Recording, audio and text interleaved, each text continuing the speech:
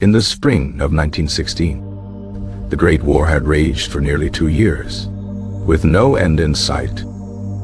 The British Royal Navy's Grand Fleet maintained a crushing blockade on Germany, slowly starving its war machine.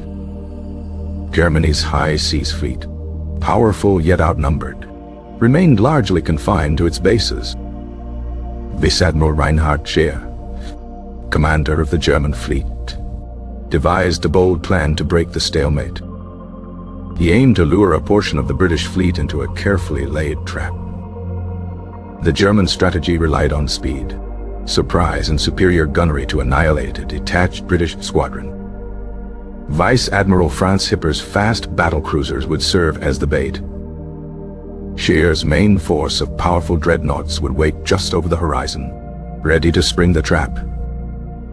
However, the British had a secret weapon, the codebreakers of Room 40.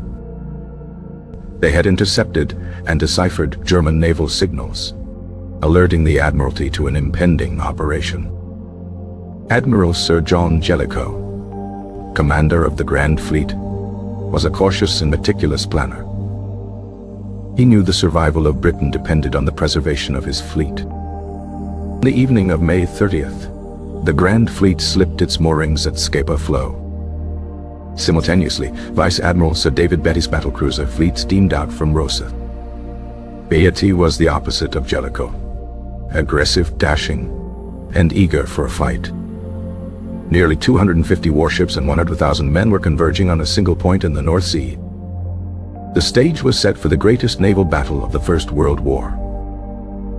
On the afternoon of May 31st, the opposing battlecruiser squadrons sighted each other. Hipper's ships had the initial advantage of better visibility.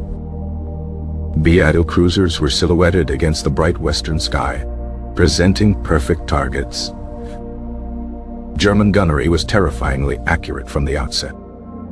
Salvo after salvo straddled the British ships with deadly precision. At 16:02, Amos Indefatigable was struck by shells from the German battlecruiser von der Tann. A huge sheet of flame erupted from the ship, followed by a massive explosion. She sank in moments, taking over 1,000 sailors with her.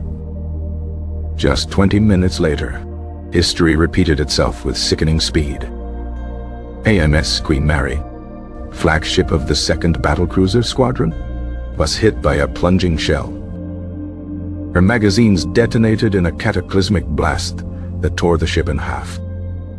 The sight was so appalling that a German officer on a nearby ship described it as a vision of hell. Beatty, watching from the bridge of his flagship HMS Lion, grimly remarked, "There seems to be something wrong with our bloody ships today."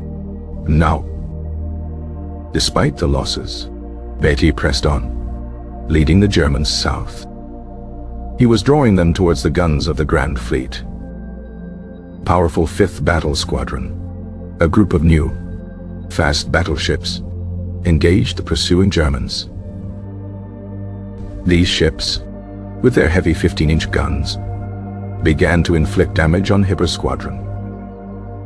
The run to the south had been a disaster for the British, but the trap was now reversing.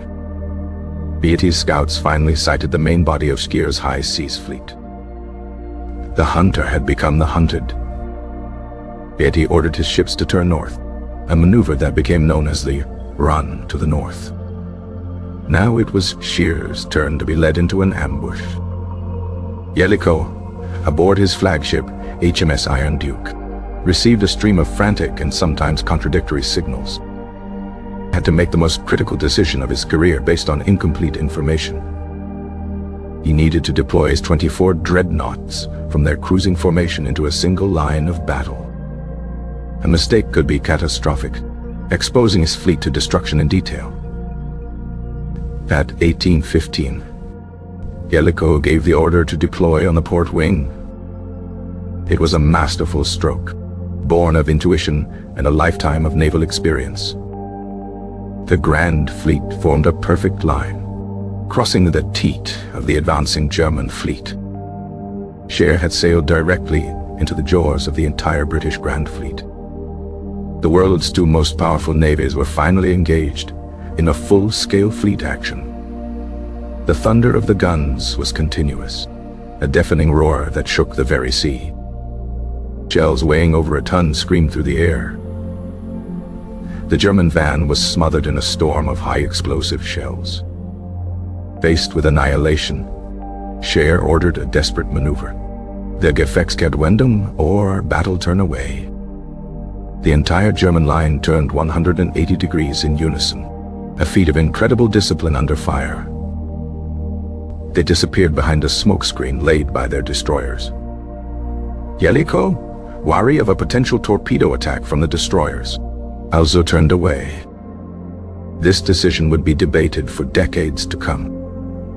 Thinking he had shaken off the British, Scheer inexplicably turned back towards them. For the second time, he found his fleet perfectly crossed by Jellicoe's battle line. The German fleet was once again under a deluge of fire. Save his battleships, Scheer ordered his battlecruisers on a near-suicidal charge. This desperate attack was known as the death ride of the battlecruisers. During this phase, the British battlecruiser HMS Invincible was hit. Like her sisters earlier in the day, her magazines exploded. The ship broke in half, its bow and stern resting on the shallow seabed. As darkness fell, the main fleet action came to an end.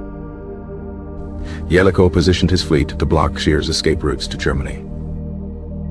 But the night would bring its own form of terror. A series of chaotic and brutal clashes erupted between the light forces of both sides. Destroyers darted through the darkness, firing torpedoes and guns at close range. Searchlights would suddenly illuminate a ship, followed by a barrage of fire. The German pre-dreadnought battleship SMS Pommern was struck by a torpedo. She vanished in a flash, taking her entire crew with her. Through a combination of skill, luck, and British communication failures, Scheer found a gap. The High Seas Fleet slipped behind the British rearguard and escaped into the safety of its minefields. As dawn broke on June 1st, the North Sea was empty.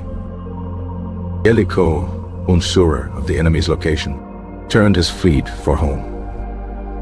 The Battle of Jutland was over. In terms of ships sunk, the British had lost more. They lost 3 battle cruisers, 3 armored cruisers, and 8 destroyers. Over 6,000 British sailors had been killed. The Germans lost 1 battle cruiser, 1 pre-dreadnought, 4 light cruisers, and 5 torpedo boats.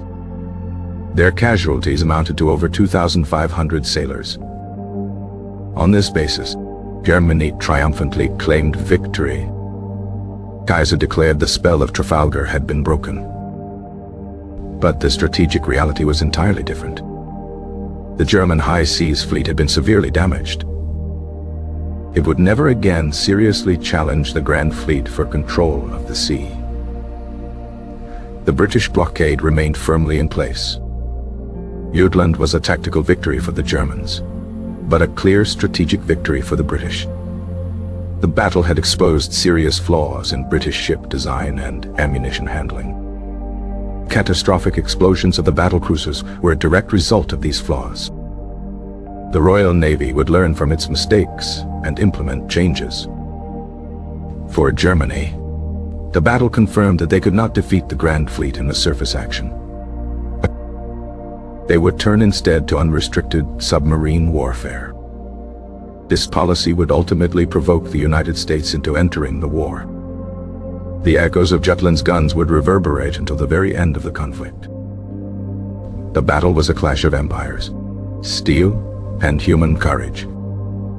It was fought by men who faced unimaginable horrors with stoicism and discipline. The names of the ships: Lion, Lützow, Iron Duke, Invincible, became legendary. Jutland was the final, brutal chapter in the age of the battleship. Never again would such vast fleets of dreadnoughts meet in open combat. The future of naval warfare lay beneath the waves and, eventually, in the skies. The sailors who perished at Jutland lie forever in the cold depths of the North Sea.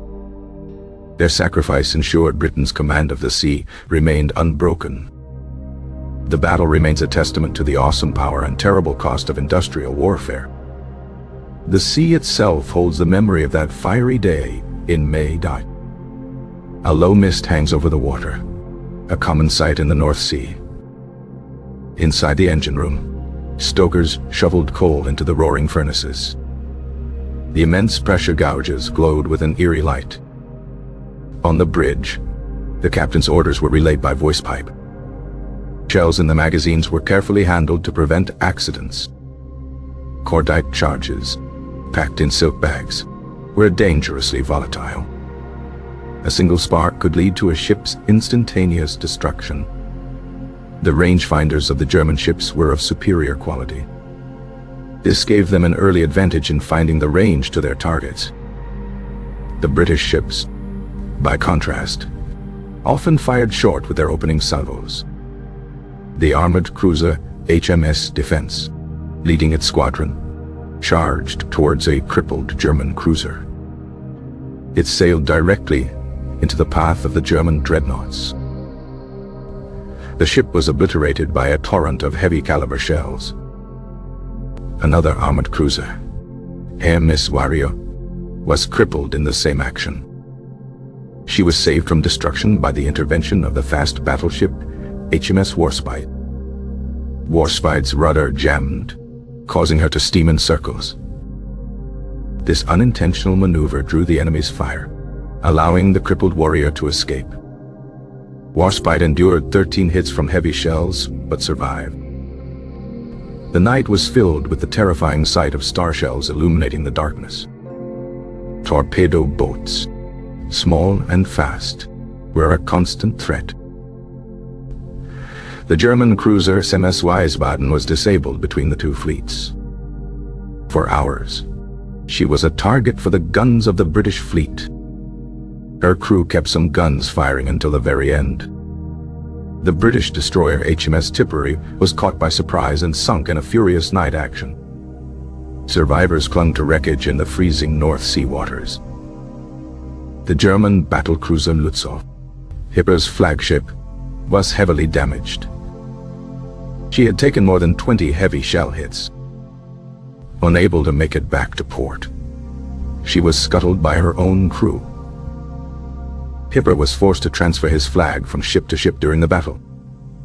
The communication between British ships was often poor.